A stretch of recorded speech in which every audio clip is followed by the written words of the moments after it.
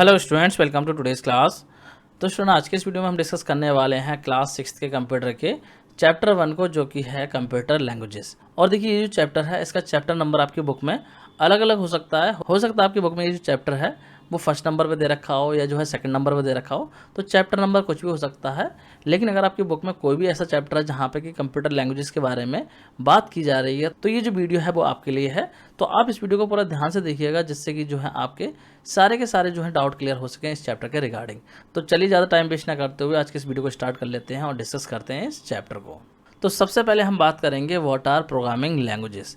भाई, जो programming languages होती हैं वो एक्चुअली में होती क्या है। प्रोग्रामिंग लैंग्वेजेस के बारे में आपने सुना ही होगा, जैसे कि पाइथन है, जावा है, C++ है। तो इस तरीके की जो है प्रोग्रामिंग लैंग्वेज होती हैं। तो ये एक्चुअली में होती क्या है, इनका काम क्या होता है। तो देखिए, होता क्या है, जो कंप्यूटर होता है उसको जो है स्टेप बाय स्टेप इंस्ट्रक्शंस की रिक्वायरमेंट होती है टू परफॉर्म एनी टास्क। देखिए, यहाँ पे मैंने लिख ही रखा है, a computer needs stepwise instructions to perform any action. किसी भी एक्शन को परफॉर्म करने के लिए कंप्यूटर को क्या चाहिए, स्टेप बाइज इंस्ट्रक्शंस चाहिए। अब अगर हम बात करें जो स्टेप बाइज इंस्ट्रक्शंस कंप्यूटर को दिए जाते हैं, इन इंस्ट्रक्शंस को ही हम बोलते हैं प्रोग्राम। यहाँ पे देखिए मैंने लिख रखा है, the set of instructions that tell computers what to do is called program. भाई, जो सेट ऑफ इंस्ट्रक्शंस हम कंप्यूटर को देते हैं, जो कि बताते हैं कि कंप्यूटर को क्या करना है, उन्हीं को हम बोलते हैं प्रोग्राम। अब देखिए, जो प्रोग्राम्स होते हैं इनको बनाया जाता है प्रोग्रामिंग लैंग्वेज की हेल्प से। तो यहाँ पे अगर हम बात करें, the process of writing program in a computer language is called programming. मतलब कि प्रोग्राम को लिखने का जो प्रोसेस होता है उसको प्रोग्रामिंग बोला जाता है। एंड इस पर्पस के लिए जो है प्रोग्रामिंग लैंग्वेजेस यूज होती हैं। मतलब कि जो प्रोसेस है प्रोग्राम को लिखने का उसको प्रोग्रामिंग बोल रहे हैं, और इस काम को जिन लैंग्वेजेस की हेल्प से किया जाता है उनको बोला जाता है प्रोग्रामिंग लैंग्वेजेस। यहाँ पे आप लोग देख सकते हैं, मैं लिखा हुआ है, and the language use for the programming are called programming language. मतलब प्रोग्रामिंग करने के लिए जिन लैंग्वेजेस का यूज़ किया जाता है उनको हम बोलते हैं प्रोग्रामिंग लैंग्वेजेस। तो मुझे लग रहा है आप लोगों को इतनी चीज़ क्लियर हो गई होगी। अब हम डिस्कस करेंगे प्रोग्रामिंग लैंग्वेजेस की जनरेशन्स को।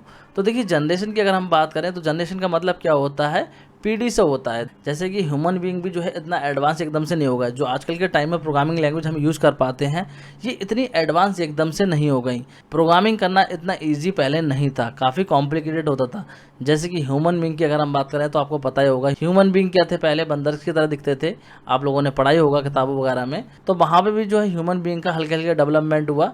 तो उसी तरीके से जो है यहाँ पे जो प्रोग्रामिंग लैंग्वेजेस हैं इनकी भी जनरेशन्स रही हैं। हर जनरेशन में जो है प्रोग्रामिंग लैंग्वेज में कुछ ना कुछ चेंजेस देखने को मिले।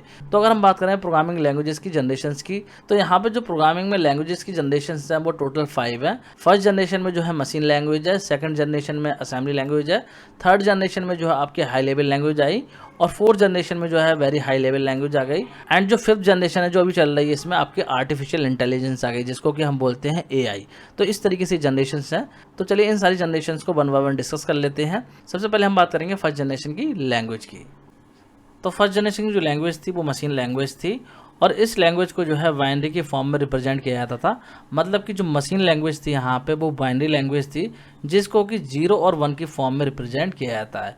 और यहाँ पे जो 0 होता है उसका मतलब होता है ऑफ, और जो 1 होता है इसका मतलब होता है ऑन। तो इस तरीके से ये जो है ओनली ऐसी लैंग्वेज है जो कि कंप्यूटर जो है समझ पाता है। अगर हम बात करें कंप्यूटर्स की, देखिए अभी भी जो हम कंप्यूटर यूज़ कर रहे हैं तो वो सिर्फ और सिर्फ बाइनरी लैंग्वेज को ही समझते हैं। मतलब कि जो कंप्यूटर है वो सिर्फ और सिर्फ 0 1 वाली लैंग्वेज को समझते हैं। इस तरीके से 0 1 की फॉर्म में यहाँ पर आप लोग देख सकते हैं, इमेज दे रखी है। तो जो कंप्यूटर है वो सारी चीज़ों को बाइनरी फॉर्म में ही समझता है। लेकिन आप लोगों को लग रहा होगा कि हम तो इंग्लिश में हिंदी में टाइप करते हैं, तो कंप्यूटर को क्या समझ में आता है। तो देखिए, जो हिंदी या इंग्लिश में आप टाइप करते हैं कीबोर्ड से, वो क्या होता है बाइनरी लैंग्वेज में कन्वर्ट हो जाता है, और कंप्यूटर जो है उसको समझ लेता है। तो फर्स्ट जनरेशन की जो लैंग्वेज थी वो बाइनरी लैंग्वेज ही थी, जिसमें कि डायरेक्टली इनपुट दिया जाता था। आजकल के टाइम में हम डायरेक्टली बाइनरी में इनपुट नहीं देते हैं, हम देते हैं इंग्लिश या हिंदी में या फिर किसी और लैंग्वेज में। वो कन्वर्ट होकर बाइनरी में चला जाता है, जिससे कि कंप्यूटर उसको समझ लेता है। लेकिन जो फर्स्ट जनरेशन की लैंग्वेज थी वहाँ पे बाइनरी में ही आप इनपुट देते थे और बाइनरी में ही आपको आउटपुट मिलता था। तो ये जो मशीन लैंग्वेज थी, मतलब कि जो बाइनरी लैंग्वेज थी, वो सीखने में काफ़ी ज़्यादा टफ थी और टाइम कंज्यूमिंग थी। मतलब कि काफ़ी ज़्यादा टाइम जो है इसको सीखने में लगता था। इसके अलावा इस लैंग्वेज में प्रोग्राम को लिखना या फिर डिबग करना काफ़ी ज़्यादा डिफिकल्ट था। अब अगर हम बात करें तो यहाँ पे देखिए डिबग वर्ड आया है। इस डिबग का मतलब क्या होता है? डिबग का मतलब होता है कोई एरर है उसको सही करना। तो यहाँ पे जो प्रोग्राम था इस लैंग्वेज में लिखना वो काफ़ी ज़्यादा कॉम्प्लिकेटेड होता था और उसके अंदर अगर कोई एरर आ गया तो उसको सही करना भी काफ़ी डिफिकल्ट होता था। इसके अलावा ये जो लैंग्वेज थी it was extremely machine dependent, मतलब कि इस लैंग्वेज में अगर एक कोई प्रोग्राम बना दिया गया तो वो किसी पर्टिकुलर कंप्यूटर के लिए बनाया गया तो वो पर्टिकुलर कंप्यूटर पे ही चलेगा, किसी और टाइप के कंप्यूटर पे नहीं चल सकता। मतलब कि एक टाइप के मशीन के लिए जो सॉफ्टवेयर आपने बनाया है वो दूसरे टाइप की मशीन पे नहीं चलता था। तो इस तरीके से मशीन डिपेंडेंट लैंग्वेज ही आपकी थी और यही रीजन है जिससे कि इस मशीन लैंग्वेज को जो है लो लेवल लैंग्वेज भी बोला जाता है, या फिर आप जो है इस तरीके से ट्रिपल एल भी मेंशन कर सकते हैं। ट्रिपल एल की फुल फॉर्म है लो लेवल लैंग्वेज। तो इस लैंग्वेज को जो है लो लेवल लैंग्वेज में कंसीडर किया जाता है। इसके अलावा मैंने आपको बता ही दिया कि एक कंप्यूटर पे जो आप प्रोग्राम लिखेंगे वो हो सकता है दूसरे कंप्यूटर पे चल जाए या फिर ना चले। ये कोई गारंटी नहीं है कि एक कंप्यूटर जो प्रोग्राम बनाया है वो दूसरे कंप्यूटर पे चलेगा ही। तो इस तरीके से ये जो थी हमारी फर्स्ट जनरेशन की लैंग्वेज थी जिसको कि हम बाइनरी लैंग्वेज बोलते हैं। मुझे लग रहा है आप लोगों को फर्स्ट जनरेशन की लैंग्वेज समझ में आ गई होगी। अब बात करते हैं सेकंड जनरेशन की लैंग्वेज की। तो सेकंड जनरेशन की लैंग्वेज की अगर हम बात करें तो इस लैंग्वेज में जो है यूज होते थे निमोनिक्स कोड। यहाँ पे आप लोग देख सकते हैं मैंने लिख रखा है निमोनिक्स कोड। तो निमोनिक्स कोड्स होते थे या फिर आप कह सकते हैं सिंबल्स यूज होते थे किसकी जगह पे, 0-1 की जगह पे, क्योंकि फर्स्ट जनरेशन जो थी वहाँ पे 0-1 यूज होते थे, लेकिन यहाँ पे जो है निमोनिक्स कोड यूज होने लगे। अब देखिए निमोनिक्स कोड क्या होते हैं वो मैं आपको समझाता हूँ। जैसे कि कोई बड़ा वर्ड है उसको आप शॉर्ट फॉर्म में बना लें तो उसी चीज़ को बोला जाता है निमोनिक्स। जैसे कि अगर हम बात करें हैप्पी बर्थडे अगर आपको लिखना है तो आप उसको शॉर्ट में लिख देते हैं HBD। तो इस तरीके से किसी बड़े वर्ड का या पैराग्राफ का एक शॉर्ट फॉर्म बना लेने को ही बोला जाता है निमोनिक्स। तो यहाँ पे जो है निमोनिक्स कोड यूज होते थे। जैसे कि मान लीजिए बाइनरी में जो है ऐड के लिए ऑपरेशन कोड जो है वो इस तरीके से लिखा जाए, मान लीजिए 001 लिखा जाए, यहाँ पे ये 0 नहीं है, इसको आप लोग जो है इग्नोर करना। तो इस तरीके से मान लीजिए ऐड को लिखा जा रहा है बाइनरी लैंग्वेज में, तो इस चीज़ को आप जो है असेंबली लैंग्वेज में डायरेक्टली इस तरीके से ऐड ही लिख सकते हैं, क्योंकि बाइनरी में क्या होता है 0 और 1 की फॉर्म में होता है। तो मान लीजिए ऐड अगर आप लिख रहे हैं तो वो ऐड आप डायरेक्टली नहीं लिख सकते, उसको जो आपको बाइनरी फॉर्म में लिखना पड़ेगा। लेकिन यहाँ पे क्या हुआ सेकंड जनरेशन की जो असेंबली लैंग्वेज थी इसमें डायरेक्टली आप जो है इस तरीके से ऐड लिख सकते थे, या फिर कोई बड़ा वर्ड है तो उसको यहाँ पे शॉर्ट करके निमोनिक्स कोड बना दिया गया। तो इस तरीके की जो असेंबली लैंग्वेज है वहाँ पे सिंबॉलिक कोड यूज होने लगे। तो इसकी वजह से असेंबली लैंग्वेज में वर्क करना काफ़ी ज़्यादा आसान हो गया। मतलब कि बाइनरी लैंग्वेज की अपेक्षा अगर हम बात करें तो काफ़ी ज़्यादा इजी हो गया असेंबली लैंग्वेज में वर्क करना। लेकिन यहाँ पे एक डिसएडवांटेज जो है अभी भी रहा, मतलब कि जैसे आपकी जो मशीन लैंग्वेज थी वो मशीन डिपेंडेंट थी, उसी तरीके से जो असेंबली लैंग्वेज थी वो भी आपकी क्या थी, मशीन डिपेंडेंट थी। मतलब कि एक कंप्यूटर पे जो आपने प्रोग्राम बनाया है उसकी कोई गारंटी नहीं है कि वो दूसरे कंप्यूटर पे चलेगा या नहीं चलेगा। एंड इस प्रोग्रामिंग लैंग्वेज को भी जो है सीखना इतना ज़्यादा इजी नहीं था। यहाँ पे भी जो है इस लैंग्वेज को सीखने में काफ़ी ज़्यादा टाइम जो है लग जाता था, मतलब कि टाइम कंज्यूमिंग लैंग्वेज ये भी आपकी थी। तो इन्हीं सब कारणों की वजह से जो है ये लैंग्वेज भी आपकी लो लेवल लैंग्वेज कहलाई।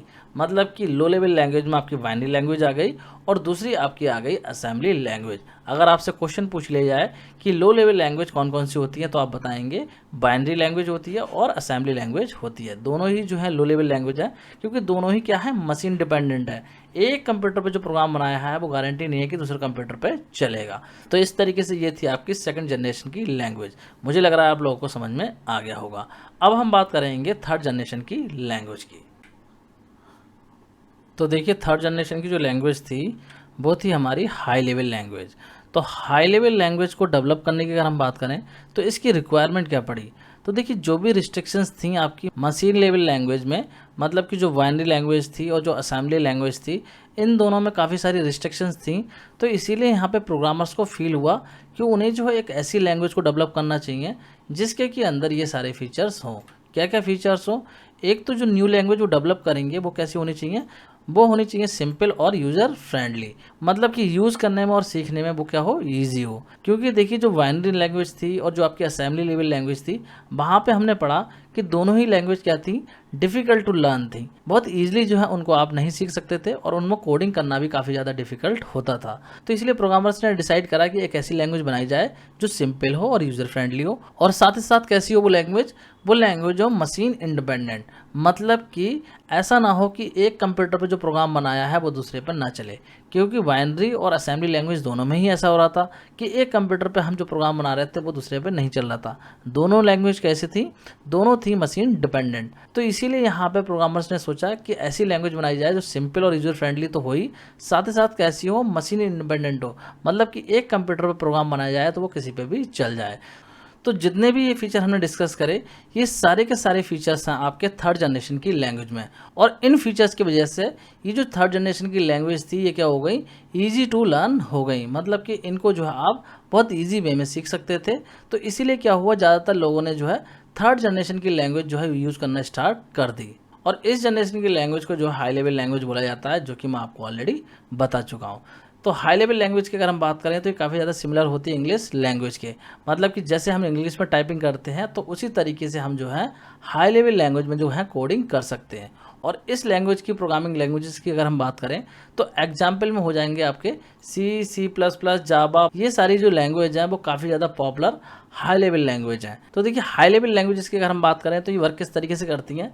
यहाँ पे जो भी आप इनपुट देते हैं, देखिए यहाँ पे जो मैंने इमेज ले रखी है, तो इसमें जो हम कोड टाइप करते हैं वो इस तरीके से इंग्लिश की फॉर्म में टाइप करते हैं, और ये कोड जो है वो कन्वर्ट हो जाता है लो लेवल लैंग्वेज में, मतलब कि बाइनरी लैंग्वेज में कन्वर्ट हो जाता है, जिससे कि जो है कंप्यूटर समझ जाता है कि यूजर जो है वो क्या कहना चाह रहा है, उसने क्या कोड लिखा है। तो इस तरीके से यहाँ पे जो है हाई लेवल लैंग्वेज का कन्वर्जन होता है। तो मुझे लग रहा है आप लोगों को थर्ड जनरेशन की लैंग्वेज भी क्लियर होगी। अब हम डिस्कस करेंगे फोर्थ जनरेशन की लैंग्वेज को, जो कि आपकी हैं वेरी हाई लेवल लैंग्वेज। तो फोर्थ जनरेशन की लैंग्वेजेस जो हैं वो और ज़्यादा एडवांस हैं थर्ड जनरेशन की लैंग्वेजेस से, मतलब जो थर्ड जनरेशन की लैंग्वेज थी उनसे भी ज़्यादा एडवांस है आपकी फोर्थ जनरेशन की लैंग्वेज। यहाँ पे जो है वेरी हाई लेवल लैंग्वेज आ गई, और इनमें देखिए क्या क्या फीचर्स थे। ये लैंग्वेजेस जो हैं वो यूज़र फ्रेंडली होती हैं, साथ ही साथ जो है मशीन इंडिपेंडेंट होती हैं, मतलब कि किसी भी ऑपरेटिंग सिस्टम पे आप चला सकते हैं, किसी भी मशीन पे जो है इनको आप रन कर सकते हैं। एक प्रोग्राम जो है वो आपने एक कंप्यूटर बनाया है, उसको आप दूसरे कंप्यूटर पे भी चला सकते हैं। इसके अलावा जो लैंग्वेज हैं इनका एग्जीक्यूशन जो है वेरी हाई स्पीड पे होता है, मतलब कि जो कोड आपने लिखा है वो बहुत जल्दी एग्जीक्यूट हो जाता है इन लैंग्वेजेस में। तो इससे क्या होता है, जो टाइम होता है वो प्रोग्रामिंग में रिड्यूस हो जाता है, मतलब कि कम टाइम में जो आप बड़े प्रोग्राम को एग्जीक्यूट कर सकते हैं। इसके अलावा जो है आपको बहुत ही मिनिमम एफर्ट्स की जो है रिक्वायरमेंट पड़ती है किसी भी इन्फॉर्मेशन को ऑब्टेन करने के लिए, बहुत ही स्मूथली जो है ये लैंग्वेजेस वर्क करती हैं। नेक्स्ट फीचर की अगर हम बात करें तो इनको डिज़ाइन किया गया है कि जो सॉफ्टवेयर डेवलपमेंट होता है उसमें जो आप टाइम को रिड्यूस कर सकें और कॉस्ट को भी रिड्यूस कर सकें, मतलब ये लैंग्वेज ऐसी हैं जिनसे कि आप बहुत कम टाइम में जो है सॉफ्टवेयर को डेवलप कर सकते हैं, और साथ ही साथ इन लैंग्वेजेस की हेल्प से सॉफ्टवेयर डेवलपमेंट में कॉस्ट भी आपकी कम हो जाती है। देखिए यहाँ पे जो आपको वर्ड दिख रहे होंगे तो कहीं कहीं आपको स्पेलिंग मिस्टेक दिख रही होगी, जैसे कि यहाँ पर डिज़ाइन की स्पेलिंग गलत है, एक दो जगह पे जो है स्पेलिंग मिस्टेक हो गई है, तो वो आप लोग सही कर लेना। इसके अलावा देखिए फोर्थ जनरेशन की लैंग्वेज में user have to specify only the required output they want, मतलब कि यूजर को जो आउटपुट चाहिए उसके हिसाब से जो है यहाँ पे उसको कोड को स्पेसिफाई करना होता है, बाकी का जो सारा काम है वो कंप्यूटर अपने आप कर लेता है, मतलब कि computer determine the sequence of instruction that will accomplish the result, मतलब जो कोड आपने लिखा होगा उसका सीक्वेंस वगैरह जो होगा वो कंप्यूटर ऑटोमेटिक क्या करेगा, डिटरमाइन कर लेगा और उसके हिसाब से आपको रिजल्ट दे देगा। तो फोर्थ जनरेशन की जो लैंग्वेज है वो काफ़ी ज़्यादा पॉपुलर है, और एग्जाम्पल की अगर हम बात करें तो यहाँ पे आप लोग देख सकते हैं PHP है, रूबी है, पाइथन है, पर्ल है, SQL है, ये जो है काफ़ी ज़्यादा पॉपुलर लैंग्वेज है जो कि आपकी फोर्थ जनरेशन की लैंग्वेज हैं। और फोर्थ जनरेशन की जो लैंग्वेज है वो मेनली डेटाबेस को मैनेज करने के लिए यूज़ की जाती हैं। तो मुझे लग रहा है आप लोगों को फोर्थ जनरेशन की लैंग्वेज भी क्लियर हो गई होंगी। अब बात करते हैं फिफ्थ जनरेशन की लैंग्वेज की। तो देखिए फिफ्थ जनरेशन की लैंग्वेज की अगर हम बात करें तो इसमें आती हैं आर्टिफिशियल इंटेलिजेंस लैंग्वेजेस, मतलब ऐसी लैंग्वेजेस जिनकी हेल्प से आर्टिफिशियल इंटेलिजेंस को जो है डिज़ाइन किया जाता है, तो वो सारी लैंग्वेज जो हैं आपकी फिफ्थ जनरेशन की लैंग्वेज में आ जाती हैं। और देखिए फिफ्थ जनरेशन की लैंग्वेज जो है इनमें विजुअल टूल्स होते हैं प्रोग्राम्स को डेवलप करने के लिए, मतलब कि प्रोग्राम को आप विजुअली डेवलप कर सकते हैं फिफ्थ जनरेशन की लैंग्वेज की हेल्प से। तो बेसिकली इस जनरेशन की लैंग्वेज हैं इनकी हेल्प से जो है ऐसे प्रोग्राम्स को डेवलप किया जाता है जो कि आर्टिफिशियल इंटेलिजेंस में यूज़ होते हैं, या फिर जो है आर्टिफिशियल न्यूरल नेटवर्क के लिए यहाँ पे प्रोग्राम को डेवलप किया जाता है। और इस लैंग्वेज की जो प्रोग्रामिंग है उनके एग्जाम्पल की अगर हम बात करें तो इसमें है मरकरी, OPSS एंड प्रोलॉग, ये कुछ एग्जाम्पल हैं फिफ्थ जनरेशन की लैंग्वेजेस के। तो मुझे लग रहा है आप लोगों को 5th जनरेशन की लैंग्वेज भी समझ में आ गई होगी। अब यहाँ पे हम बात करेंगे ट्रांसलेटर प्रोग्राम की, मतलब कि जो ट्रांसलेशन होता है लैंग्वेज का वो किस तरीके से होता है। तो यहाँ पे इस चीज़ को हम समझने वाले हैं। तो देखिए, जैसा कि हम लोगों को पता है कि जो कंप्यूटर है वो क्या समझता है, सिर्फ और सिर्फ मशीन लैंग्वेज को समझता है। अब यहाँ पे ये क्वेश्चन उठता है, जब कंप्यूटर जो है सिर्फ और सिर्फ मशीन लैंग्वेज को समझता है, तो हम जिन प्रोग्रामिंग लैंग्वेजेस का आजकल यूज करते हैं वो हाई लेवल प्रोग्रामिंग लैंग्वेज होती हैं, और वहाँ पे जो इनपुट देते हैं वो हम क्या देते हैं, इंग्लिश लैंग्वेज में देते हैं या फिर किसी और लैंग्वेज में देते हैं। तो जो भी प्रोग्राम आप लिखते हैं किसी भी लैंग्वेज में, वो पहले क्या होता है, कन्वर्ट होता है किसमें, मशीन लैंग्वेज में, जिससे कि जो है कंप्यूटर उसको समझ सके। तो यहाँ पे क्या होता है, एक ट्रांसलेटर प्रोग्राम होता है जो कि कन्वर्ट करता है हाई लेवल लैंग्वेज को लो लेवल लैंग्वेज में। मतलब कि जो आपने कोड लिखा है हाई लेवल लैंग्वेज में, उसको जो है कंप्यूटर की लैंग्वेज में वो कन्वर्ट करता है। तो इस तरीके से ट्रांसलेशन प्रोग्राम होता है। अब ये देखिए करता क्या है, यहाँ पे आप लोग इमेज देख सकते हैं। तो यहाँ पे सोर्स लैंग्वेज में जो भी आप कोड टाइप करेंगे वो टारगेट लैंग्वेज में कन्वर्ट हो जाएगा। टारगेट लैंग्वेज का मतलब है कंप्यूटर की लैंग्वेज में। जैसे कि नीचे यहाँ पे देख सकते हैं इस वाली इमेज को, तो यहाँ पे देखिए कोड टाइप किया हुआ है इस तरीके से, और ये हाई लेवल लैंग्वेज का कोड है। और इसको कन्वर्ट कौन करेगा, यहाँ पे ट्रांसलेशन प्रोग्राम होगा जो क्या करेगा, इसको कन्वर्ट करेगा बाइनरी लैंग्वेज में, मतलब कि कंप्यूटर की लैंग्वेज में। कंप्यूटर की लैंग्वेज कौन सी होती है, बाइनरी, क्योंकि कंप्यूटर जो है बाइनरी लैंग्वेज को ही समझता है। तो यहाँ पे ये ऑब्जेक्ट कोड हो जाएगा। तो इस तरीके से जो ट्रांसलेशन प्रोग्राम होता है ये आपका ये काम करता है। तो यहाँ पे देखिए दो वर्ड आए हैं, सोर्स कोड और ऑब्जेक्ट कोड। तो दोनों को हम यहाँ पे डिस्कस कर लेते हैं कि सोर्स कोड क्या होता है और ऑब्जेक्ट कोड क्या होता है। तो देखिए, जो भी कोड आप जो है हाई लेवल लैंग्वेज में लिखते हैं उस कोड को बोला जाता है सोर्स कोड, या फिर जो है आप उसको सोर्स प्रोग्राम भी बोल सकते हैं। जैसे कि यहाँ पे जो कोड लिखा है मैंने, तो ये कोड कहलाएगा हमारा सोर्स कोड। देखिए मैंने यहाँ पे लिख रखा है। तो जो भी कोड आप हाई लेवल लैंग्वेज में टाइप करते हैं वो कहलाता है सोर्स कोड। अगर आपसे क्वेश्चन पूछ लिया जाए कि सोर्स कोड क्या होता है, तो आप बताएंगे the code which is written in high level language is called source code. और ऑब्जेक्ट कोड की अगर हम बात करें तो सोर्स कोड जब आपका मशीन लैंग्वेज में कन्वर्ट हो जाता है, जो ट्रांसलेशन प्रोग्राम यहाँ पे है ये कन्वर्ट कर देता है किसमें, मशीन लेवल लैंग्वेज में, मतलब कि बाइनरी में जब कन्वर्ट कर देगा तो ये जो कोड बनेगा इसको बोला जाता है ऑब्जेक्ट कोड। तो मुझे लग रहा है आप लोगों को क्लियर हो गया होगा कि सोर्स कोड क्या होता है और ऑब्जेक्ट कोड क्या होता है। ऑब्जेक्ट कोड जो है बाइनरी लैंग्वेज में होता है, और सोर्स कोड क्या होता है, आपकी प्रोग्रामिंग लैंग्वेज में होता है। जो हमने हाई लेवल लैंग्वेज में जो भी कोड लिखा होता है उसको सोर्स कोड बोलते हैं, और सोर्स कोड जब बाइनरी में कन्वर्ट हो जाता है तो उस कोड को बोला जाता है ऑब्जेक्ट कोड। तो मुझे लग रहा है आप लोगों को ये चीज़ समझ में आ गई होगी। अब हम बात करेंगे ट्रांसलेटर प्रोग्राम्स की, कि कौन कौन से टाइप के ट्रांसलेटर प्रोग्राम होते हैं जो कि आपके सोर्स कोड को ऑब्जेक्ट कोड में कन्वर्ट करते हैं। मतलब कि जो प्रोग्रामिंग लैंग्वेज में हम कोड लिखते हैं उसको जो मशीन लेवल लैंग्वेज में कन्वर्ट करने के लिए कौन कौन से ट्रांसलेटर प्रोग्राम्स होते हैं, तो उनको यहाँ पे डिस्कस करेंगे। तो देखिए, ट्रांसलेटर प्रोग्राम्स की अगर हम बात करें तो 3 टाइप के जो है ट्रांसलेटर प्रोग्राम मेनली होते हैं। पहला है असेंबलर, दूसरा है इंटरप्रेटर और तीसरा है कंपाइलर। ये 3 टाइप के ट्रांसलेटर होते हैं जो कि ट्रांसलेशन का काम करते हैं। तो चलिए इन तीनों को जो है वन बाय वन डिस्कस कर लेते हैं। पहले हम बात करेंगे असेंबलर की। तो देखिए, असेंबलर क्या है, assembler is the program that is used to convert mnemonics code into the machine level language. मतलब कि जो असेंबलर प्रोग्राम होता है ये कन्वर्ट करता है निमोनिक्स कोड को मशीन लैंग्वेज में। जो असेंबली लैंग्वेज मैंने आपको पढ़ाई थी, 2nd जनरेशन की जो लैंग्वेज थी, तो वहाँ पे जो निमोनिक्स कोड दिए जाते थे असेंबली लैंग्वेज में, तो उनको कन्वर्ट करने के लिए जो ट्रांसलेटर यूज होता है उसे बोलते हैं असेंबलर। ये मशीन लेवल लैंग्वेज जो होती है उसको बाइनरी कोड में कन्वर्ट करता है। जैसे कि मान लीजिए यहाँ पे जो आपने निमोनिक्स कोड लिखे असेंबली लैंग्वेज में, तो इसको कन्वर्ट करने के लिए क्या होगा, यहाँ पे असेंबलर यूज होगा। ये क्या करेगा, बाइनरी लैंग्वेज में जो है इस कोड को कन्वर्ट कर देगा, जिससे कि जो कंप्यूटर है वो उसको समझ लेगा। मतलब जो निमोनिक्स कोड होगा उसको ऑब्जेक्ट कोड में कन्वर्ट कर देगा। तो यही काम होता है असेंबलर का। मुझे लग रहा है आप लोग को समझ में आ गया होगा। अब बात करते हैं अगले ट्रांसलेटर प्रोग्राम की, जो कि है इंटरप्रेटर।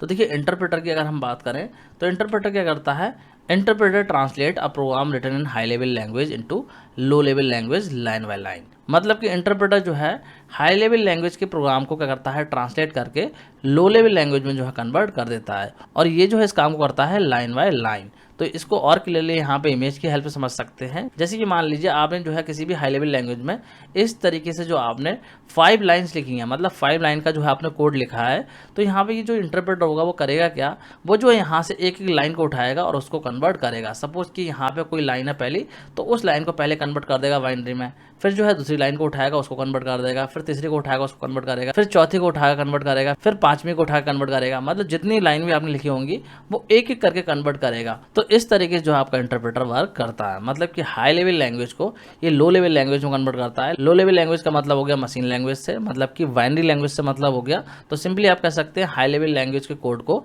ये बाइनरी में कन्वर्ट करता है और ये काम करता है ये लाइन बाय लाइन। तो मुझे लग रहा है आप लोग को समझ में आ गया होगा कि इंटरप्रेटर का काम क्या होता है।